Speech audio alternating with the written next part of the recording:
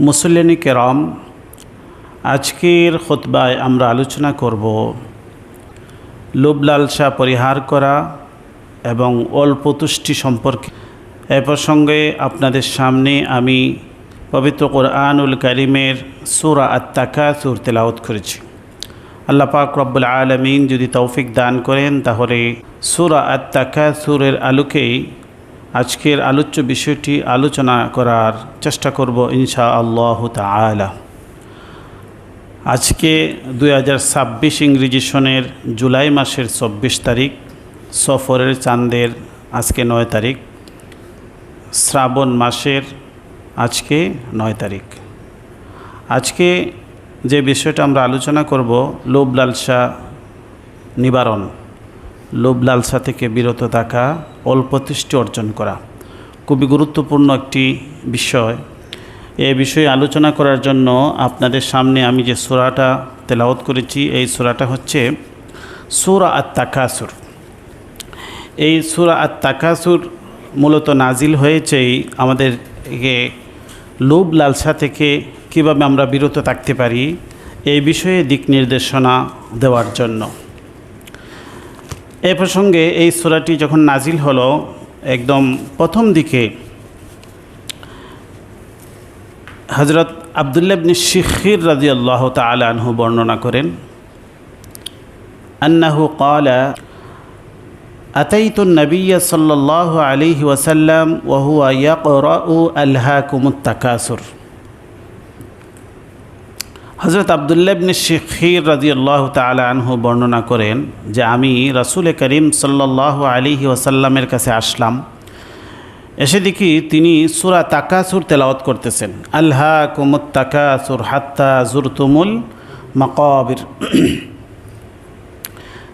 ক্বালা ইয়াকুলু ইবনু আদম মালি মালি ওয়া হাল লাকা ইয়া ইবনা আদম মিন মালিকা ইল্লা মা আকালতা ফাআফনাইতা আও লাবিস্তা ফাআবলাইতা আও তাসাদ্দাকতা ফাআমজাইতা। সহিহ মুসলিম শরীফের হাদিস।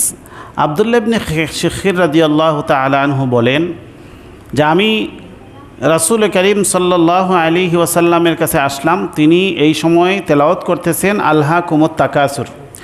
এরপরে তিনি বললেন, ইয়াকুলু ইবনু আদম মালি মালি। লোকজন, বনি আদম বলে আমার সম্পদ আমার সম্পদ, মালি মালি, আমার মাল আমার মাল।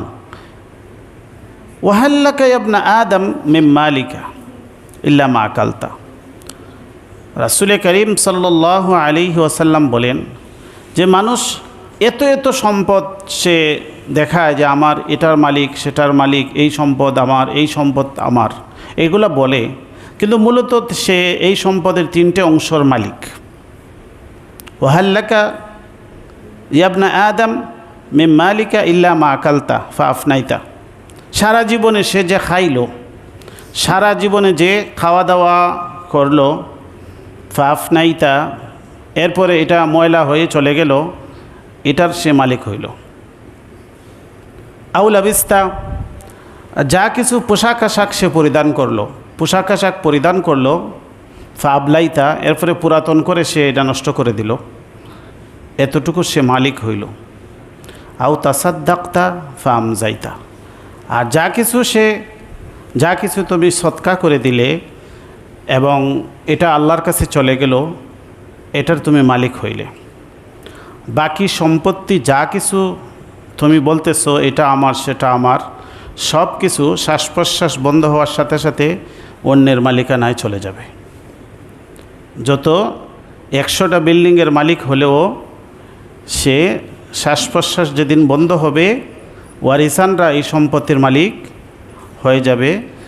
এই 3 অংশ ছাড়া মানুষের আর কোনোটাই নয়। সে যা খাইলো সারা জীবনে এটা তার হয়ে গেল, এটার মধ্যে আর কোনো মিরাস নাই, ওয়ারিসান আর কোনো দাবিদার আসবে না। আপনি খাইয়ে টয়লেটে চলে গেছে, তারপরে যা কিছু আপনি পোশাক আশাক পরিধান করলেন এগুলোই আপনার হলো, আর যা কিছু আপনি দান খায়রাত করলেন এটাই আপনার আখিরাতের অ্যাকাউন্টে সে চলে গেল, এটার মালিক আপনি হয়ে গেলেন। বাকি যাবতীয় সম্পত্তি কোনোটাই আর আপনার থাকবে না, যখন আপনার শ্বাস প্রশ্বাস বন্ধ হয়ে যাবে। এই সূরা নাজিলের প্রেক্ষাপটে রাসূল করিম সাল্লাল্লাহু আলাইহি ওয়াসাল্লাম এই হাদিসটা সাহাবীদেরকে শুনাইলেন। তো এই সূরার মধ্যে কি আমাদেরকে আল্লাহ শিক্ষা দিলেন, এটাই এই হাদিস থেকে আমরা বলি। আরেকটা হাদিসের মধ্যে রাসূল করিম সাল্লাল্লাহু আলাইহি সাল্লাম বলেন, আন আব্দুল্লাহ ইবনে আব্বাস রাদিয়াল্লাহু তাআলা আনহু, লাউ আন্না লিইবনি আদম ওয়াদিয়ান মিন যাহাবিন আহাব্বা আন ইয়াকুনা লাহু ওয়াদিয়ানি ওয়া লা ইয়ামলা'a ফাহু ইল্লা আত-তুরাব ওয়া ইয়াতুবুল্লাহু আলা মান তাবা। মুত্তাফাকুন আলাইহি। বুখারী এবং মুসলিম উভয় কিতাবের হাদিস।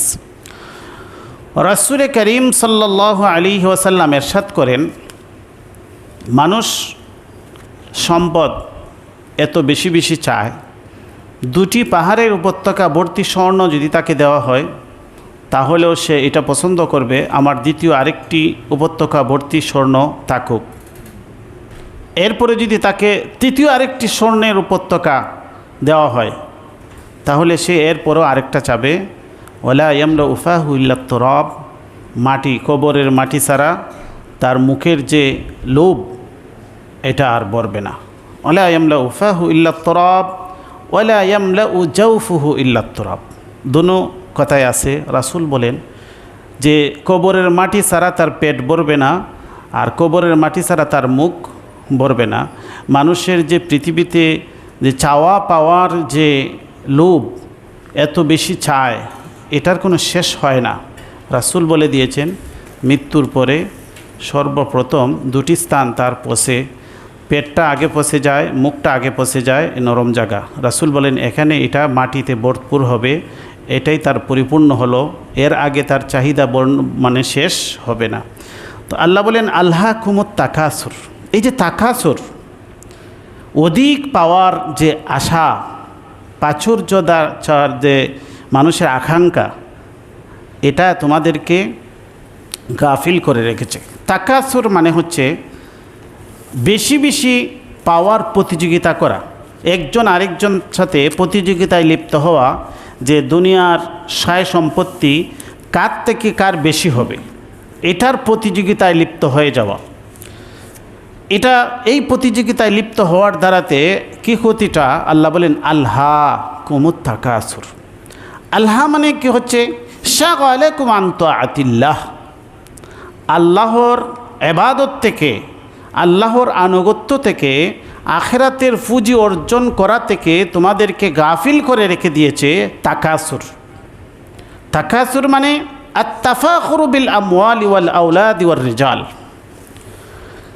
কার থেকে কার বেশি সম্পদ হবে, কার থেকে কার বেশি আওলাদ হবে, কার থেকে কার বেশি জনবল হবে, এই যে তাকাসুর, তাফাখুর, এটা তোমাদেরকে গাফিল করে রেখেছে, বেখবর করে রেখেছে আন তাআতিল্লাহ, আল্লাহর ইবাদত থেকে।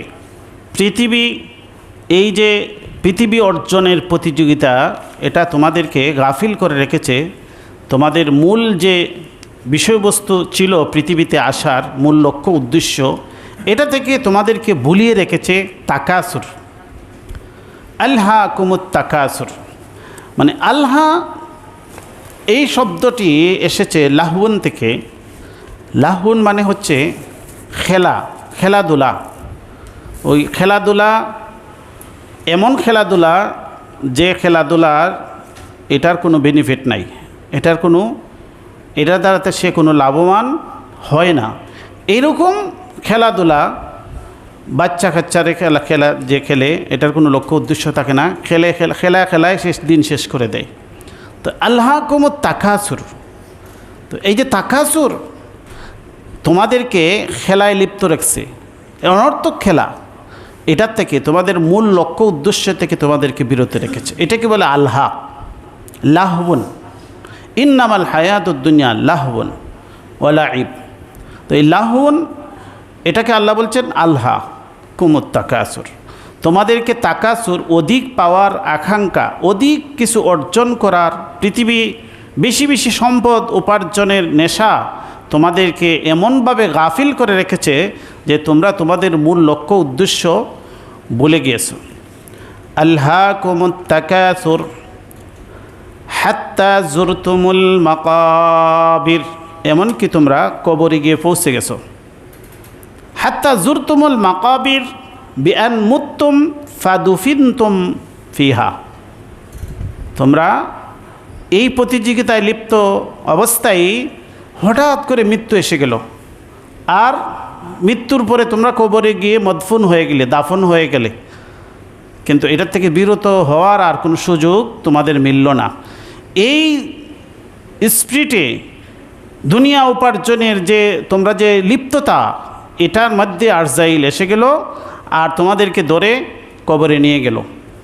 আল্লাহ কুমুত তাকাসুর হাত্তা জুরতুমুল মাকাবির, আল্লাহ বলেন আল্লাহ কুমুত তাকাসুর, প্রাচুর্যের প্রতিযোগিতা, অধিক পাওয়ার লোভ লালসা তোমাদেরকে গাফিল করে রেখেছে তোমাদের মূল লক্ষ্য উদ্দেশ্য থেকে, আল্লাহর ইবাদত বন্দিগি থেকে। হাত্তা জুরতুমুল মাকাবির, এমনকি তোমরা মৃত্যুবরণ করো আর কবরে চলে যাও, এর আগ পর্যন্ত তোমরা এটা থেকে বিরত হও না। কাল্লা সাউফা তা'লামুন, আল্লাহ বলেন না, কখনো নয়, তোমরা যা ভাবতেছো এটা নয়, এটা তোমরা ভুলের মধ্যে আছো। কাল্লা সাউফা তা'লামুন, অচিরেই তোমরা এর পরিণতি জানতে পারবে। তোমরা যে ভুলের মধ্যে আছো, এই ভুল তোমাদেরকে কোথায় নিয়ে যাচ্ছে? সাউফা তা'লামুন, অচিরেই তোমরা জানতে পারবে। সুম্মা কাল্লা সাউফা তা'লামুন, আল্লাহ বলেন আমি আবারও বলছি, শোনো। সুম্মা, আমি আবারও বলছি, কাল্লা, না, কখনো নয়, তোমরা যা ভাবতেছো তা নয়। এই পৃথিবীর উপার্জনের প্রতিযোগিতা তোমাদেরকে সফলতার দিকে নিয়ে যাবে না। সাউফা তা'লামুন, অচিরেই এর কুপরিণতি তোমরা জানতে পারবে। সাউফা তা'লামুন, অচিরেই তোমরা জানতে পারবে। কাল্লা, আল্লাহ বলেন আমি আবারও বলছি, না, কখনো নয়, তোমরা যা ভাবতেছো এটা নয়। বারবার আল্লাহ বলছেন কাল্লা লাউ তা'লামুনা ইলমাল ইয়াকিন, যদি তোমাদের ইলমি ইয়াকিন এর অধিকারী তোমরা হতে, নিশ্চিত জ্ঞান যদি তোমাদের থাকতো যে আখিরাতে কি তোমাদের জন্য অপেক্ষা করতেছে, ওইখানের পুঁজি উপার্জন করাটাই যে তোমাদের লক্ষ্য উদ্দেশ্য ছিল, এটাই যে বুদ্ধিমানের কাজ ছিল, এই ইলমি ইয়াকিন যদি তোমাদের থাকতো, তাহলে তোমরা এই দুনিয়া উপার্জনের প্রতিযোগিতায় তোমরা লিপ্ত হতে না।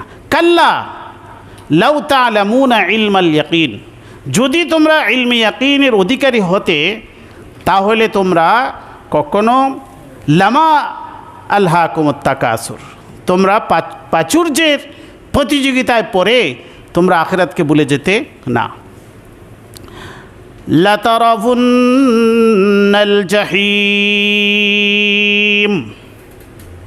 অবশ্যই তোমরা জাহিম দেখতে পাবে, জাহান্নামকে তোমরা দেখতে পাবে, জাহান্নাম তোমরা দেখবে।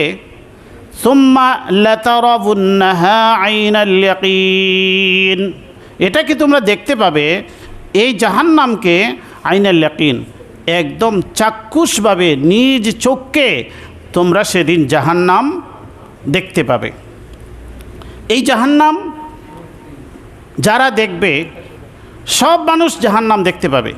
যারা জাহান্নামে যাবে তারা তো জাহান্নাম দেখবেই, আর যারা জান্নাতে যাবে তাদেরকেও আল্লাহ জাহান্নাম দেখাইবেন। কেন দেখাইবেন? যেন তাদের মনের প্রশান্তি লাভ করতে পারে যে আমারই সাথী সঙ্গী, আমার আশেপাশে যারা ছিল এদের অনেকেই জাহান্নামে আছে, কঠিন শাস্তি ভোগ করতেছে, আল্লাহ আমাকে রক্ষা করেছেন।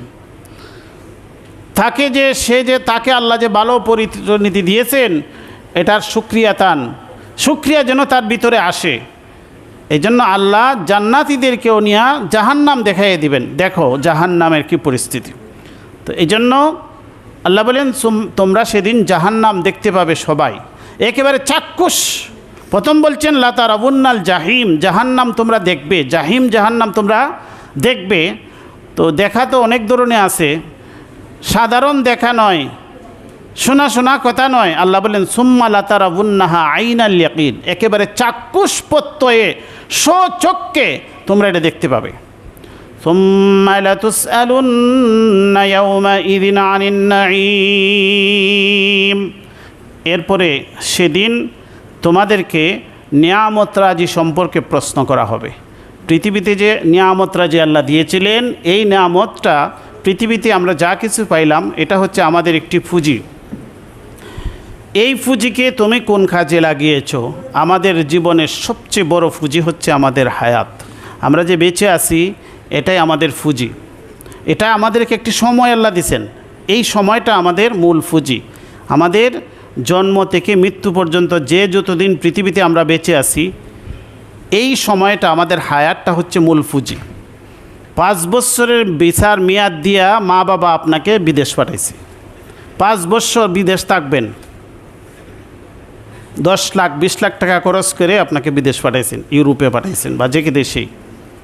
5 বছর বিদেশ থাকবায়, 5 বছরে বিদেশ থেকে তুমি দেশে টাকা পয়সা পাঠাইবাই, আমার ঋণ শোধ করবাই, আর তোমার পরিবার ভাই বোনদের জন্য তুমি ব্যবস্থা করবাই।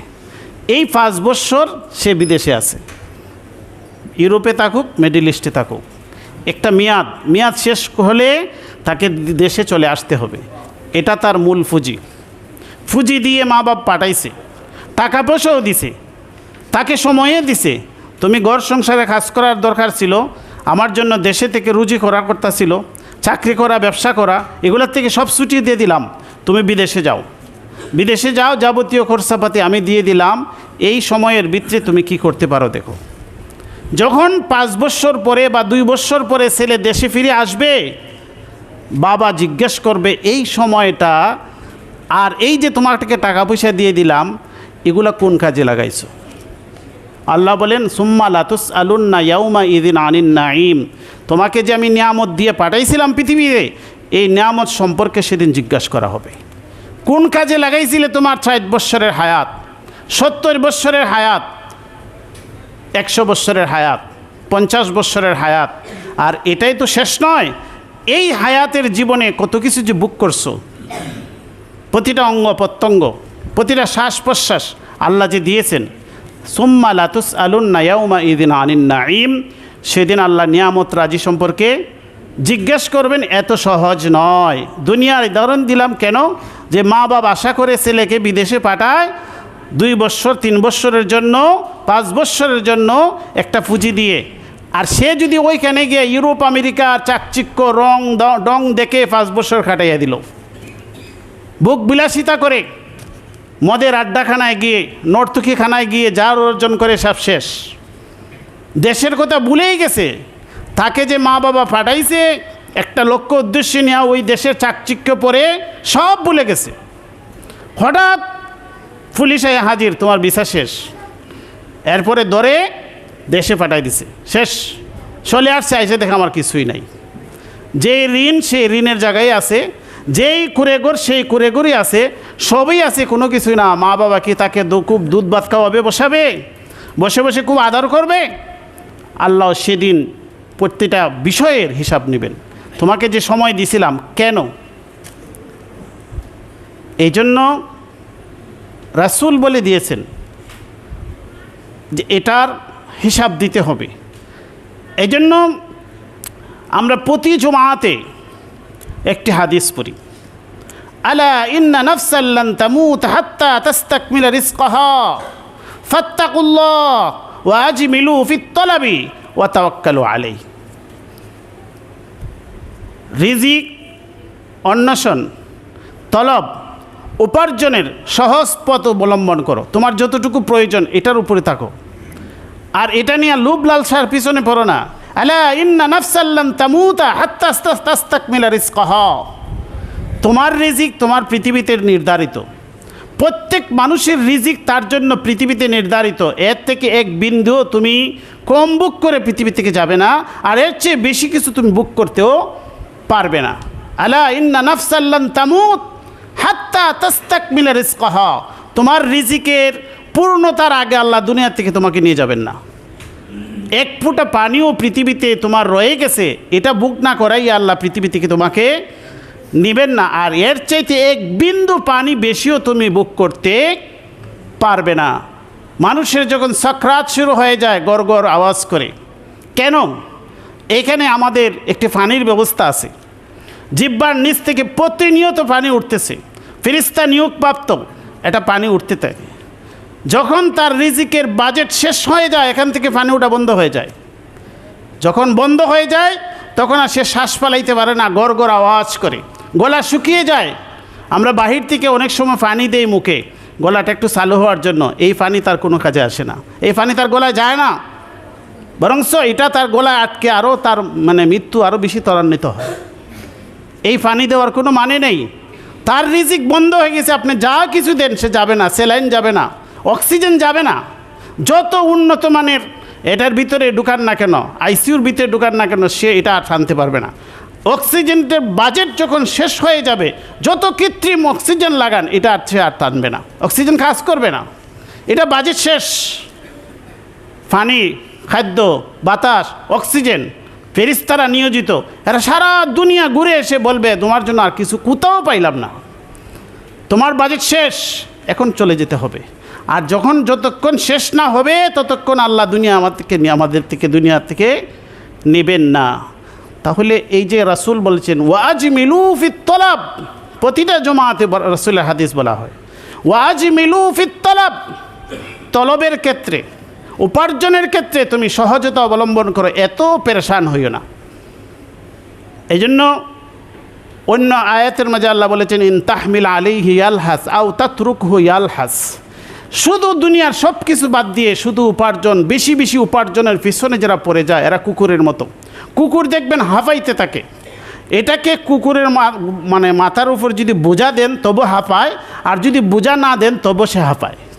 ইন তাহমিল আলাইহি ইয়ালহাস আও তাতরুক আলাইহি ইয়ালহাস আর দুনিয়া জিফা ওয়া তালিবুহা কিলাব, কুকুর দেখবেন কুকুরের পেরেশানি 24 ঘন্টা।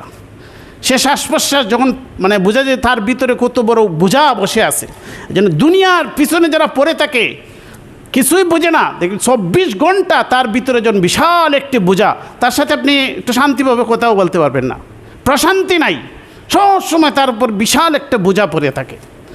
এই জন্য রাসূল করিম সাল্লাল্লাহু আলাইহি ওয়াসাল্লাম বলেন মান কানাতিদ দুনিয়া হাম্মাহ, দুনিয়া উপার্জনই যার জীবনের মূল লক্ষ্য উদ্দেশ্য বানিয়ে দিল, জাআলাল্লাহু ফাকরাহু বাইনা আইনাই, তার চোখের সামনে আল্লাহ ফকিরি, দারিদ্রতা ঝুলিয়ে দেন। সে যত কোটিপতি সে তত বড় দারিদ্র, সে তত বেশি দরিদ্র, সে তত বেশি তার পাওয়ার চাওয়া বেশি। তারপরে ওয়াফাররাকা আলাইহি শামলা, দুনিয়ার সব কিছু তাকে আল্লাহ বিক্ষিপ্ত করে দেন, সে কোনো দিকে কোনো কিছু গুছাই আনতে পারে না। ওয়ালাম ইয়াতিহি মিনাদ দুনিয়া ইল্লা মা কুদ্দিরা লাহু, দুনিয়ার যা কিছু তার রিজিক নির্ধারিত, এর চেয়ে বেশি কিছু সে বুক করতে পারবে না। ওমান কানাতিল আখিরা হাম্মাহ, আর কেউ যদি তার মূল লক্ষ্য উদ্দেশ্য আখিরাত বানিয়ে নেয়, জাআলাল্লাহু গিনাহু ফি কলবিহি, তার অন্তরটাকে আল্লাহ ধনী বানিয়ে দিবেন। সবসময় দেখবেন তার প্রশান্তি মনের মাঝে, সবসময় আলহামদুলিল্লাহ, মনের মাঝে, চেহারার মাঝে সবসময় একটা প্রশান্তির ভাব থাকবে।